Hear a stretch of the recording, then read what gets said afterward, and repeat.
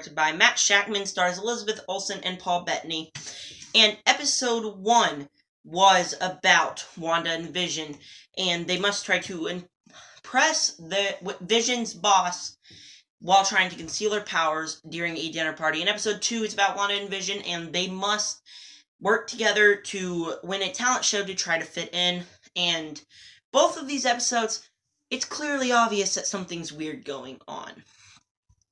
Guys, out of the 3 MCU shows coming in 2020, I think it's 3, Falcon and the Winter Soldier, Loki, and WandaVision. I think that's it. I don't know.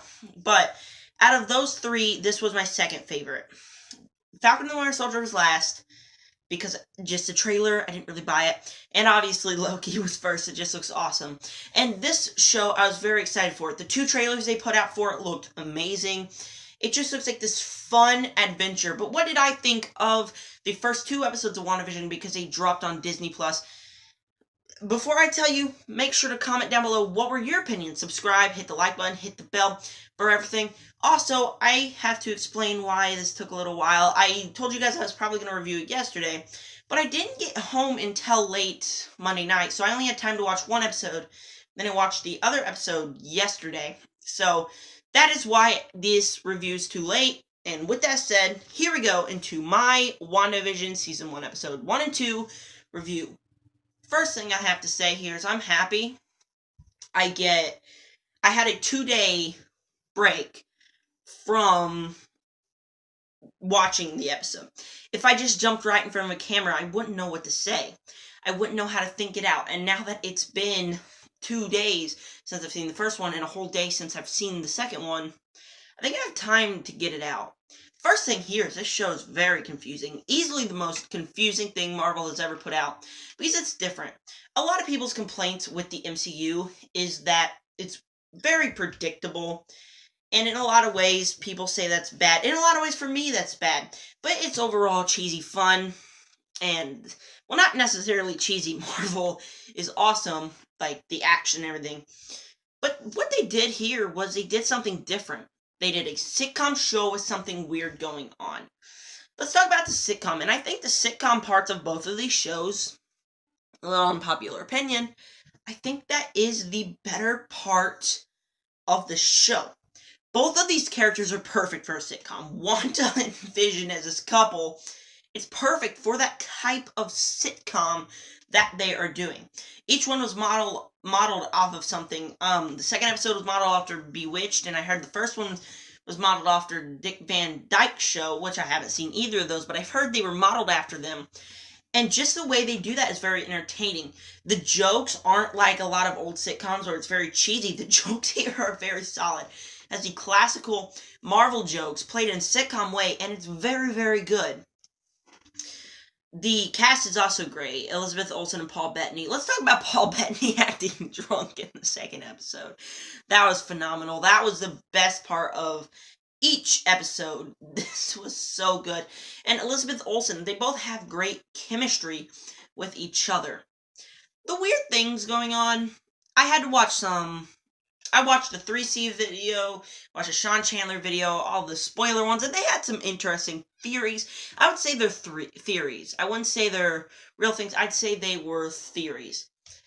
They said some theories like, is this all inside Wanda's head? That could be a possibility. They talked a little bit about Sword, the shield kind of thing, Sword. I didn't really catch on. I didn't see any of the logos while watching it. That was kind of disappointing. Before I watched these videos, I thought it might have been Strucker doing all this because of the Strucker watch. And then Strucker, he has a connection with Wanda. I thought it was Strucker just leaning back. But apparently it was a Sword agent.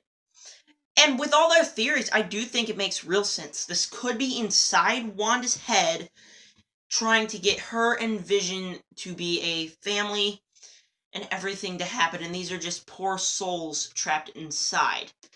That would have been... If that's what's happening, I do think this ending could be very heartbreaking. And, you know, that's probably the strongest theory coming up. One thing, this is the creepiest thing Marvel has to offer. It's said that this one, Doctor Strange 2, and Spider-Man 3 are all going to be connected in like a little three-part event. And yeah, I think that would be good, because I've heard Doctor Strange in the Multiverse of Madness was supposed to be scary. And you think this show is kind of creepy. I mean, think for a minute.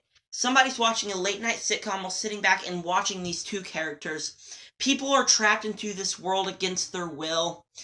The ads are overall very creepy, just like the 1 second awkward thing on the toaster.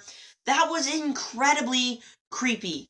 I was extremely creeped out at that one scene. I'm extremely creeped out from this show. I think this has a very great horror type-esque to it. It just seems all good. It's not perfect, though. One of my biggest problems is how it's paced. I do think this sitcom matches very well, matches in the way that is better for this one than the weird stuff. I do think they should have put them all out at once so I could binge it and figure out what's going on.